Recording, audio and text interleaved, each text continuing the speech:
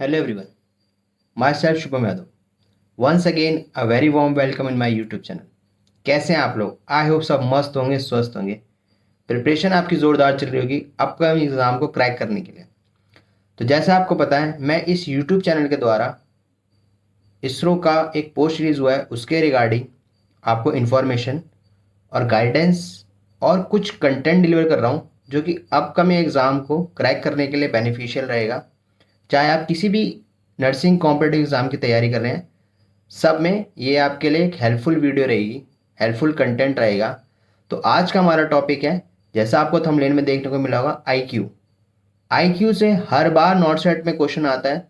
अगर हम किसी भी नर्सिंग एग्ज़ाम की बात करें तो हर नर्सिंग कॉम्पिटिटिव एग्ज़ाम में यहाँ से एक क्वेश्चन देखने को मिलता है. तो आज आईक्यू को डिटेल डिस्कस करते हैं. तो आज का हमारा टॉपिक है आईक्यू. इसका फुल फॉर्म है इंटेलिजेंस क्वोशनेट. इसमें पहला पॉइंट आपको देखने को मिल रहा है, the term mental as given by Alfred beneath. यहाँ पे मैंने एक क्वेश्चन का सिंबल बना रखा है क्योंकि लास्ट ईयर क्वेश्चन आया था. ठीक है. नेक्स्ट पॉइंट की बात करें, जो इसका फॉर्मूला है ये किसने दिया था? The formula was given by William stern ने दिया था 1912 में. यहाँ पे एक आपको नोट नजर आ रहा होगा, इन 1916 लेविस टर्मन नाम के साइंटिस्ट थे. उन्होंने जो ये विलियम ने फॉर्मूला दिया था, इसको पब्लिश करा था. किस नाम से करा था? स्टर्न आईक्यू फॉर्मूला के नाम से किया था. सर इसका फॉर्मूला क्या होता है? तो फॉर्मूला होता है mental as upon chronological S multiply by 100. Sir हम इस फॉर्मूले को भूल जाते हैं, कैसे याद रख सकते हैं लॉन्ग टर्म के लिए? तो पहले हमने एमए करा, उसके बाद हम चार्टर्ड अकाउंटेंट बने थे. तो पहले एमए आएगा, अपॉन में सी आएगा, multiply by 100. Sir mental as क्या है और क्रोनोलॉजिकल एज क्या है? मेंटल एज को हम बोल सकते हैं the age of mental ability, mental age होती है. क्रोनोलॉजिकल एज क्या होती है? The actual age of the person, उसको हम बोलते हैं क्रोनोलॉजिकल एज. एक एग्जांपल से समझते हैं इसको. कोई 12 ईयर का स्टूडेंट है या 12 ईयर का एक चाइल्ड है और उसकी जो मेंटल एबिलिटी है वो 8th क्लास वाले की है. तो हम मेंटल एज में रखेंगे 8 और उसकी जो एक्चुअल एज है उसे हम क्रोनोलॉजिकल एज में रखेंगे 12, अपॉन मल्टीप्लाई बाय किससे करेंगे? उसे 100 से. तो उसे हम फॉर्मूला में ऐसे रख सकते हैं. सर हमें आई क्यू क्यों पढ़ना पड़ा?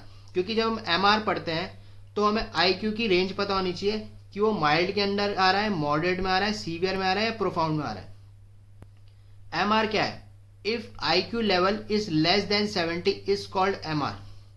अगर लेस देन 70 है तो उसे हम एम आर बोलेंगे, पर अगर वो 70 है तो वो आएगा बिलो एवरेज में. अब करते हैं माइल्ड की बात. माइल्ड एम आर क्या होता है? 50 से लेके 69 हमारा आता है माइल्ड. ये कैसा होता है? एजुकेबल है, इसे हम 6th क्लास तक पढ़ा सकते हैं. नेक्स्ट बात करते हैं मॉडरेट की. 35 से 49 देखने को मिलता है आईक्यू, इसे हम एजुकेशन दे सकते हैं अप टू 2nd क्लास तक.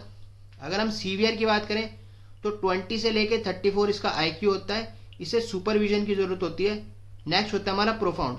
प्रोफाउंड का आईक्यू होता है लेस देन 20, इसे हम कस्टोडियल में रखते हैं क्योंकि ये खुद के लिए भी हार्मफुल होता है और किसी और को भी हार्म कर सकता है. नेक्स्ट हम पढ़ते हैं कि आईक्यू का लेवल क्या होता है, रेंज क्या होती है. अगर मोर देन 140 है या इक्वल टू 140 है तो उसे हम जीनियस बोलते हैं. अगर मोर देन 110 है या इक्वल टू 110 है तो उसे हम ब्रिलियंट या इंटेलिजेंट के नाम से जानते हैं. नेक्स्ट अगर वो 90 से 109 है तो उसे हम नॉर्मल बोलते हैं. ये क्वेश्चन आया था इसलिए मैंने यहाँ पे क्वेश्चन का सिंबल बना रखा है. 70 से लेके 89 तक हमारा बिलो एवरेज होता है. 50 से लेके 69 हमारा माइल्ड एम आर है. 35 से 49 हमारा मॉडरेट एम आर है.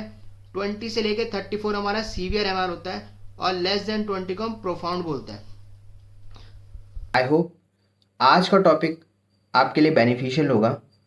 अगर आपको इस टॉपिक से रिगार्डिंग कोई भी क्वेरी है तो आप मुझे कमेंट बॉक्स पे कमेंट कर सकते हैं. आप मुझे इंस्टाग्राम पे मैसेज कर सकते हैं. मेरा इंस्टाग्राम हैंडल है its.yadav.shubham. और जो लोग नए हैं प्लीज़ चैनल को सब्सक्राइब कर लें, बेल आइकन को प्रेस कर लें ताकि ऐसे ही इन्फॉर्मेटिव वीडियोस आपको टाइम टू टाइम मिलती रहे. और प्लीज़ चैनल को शेयर करें.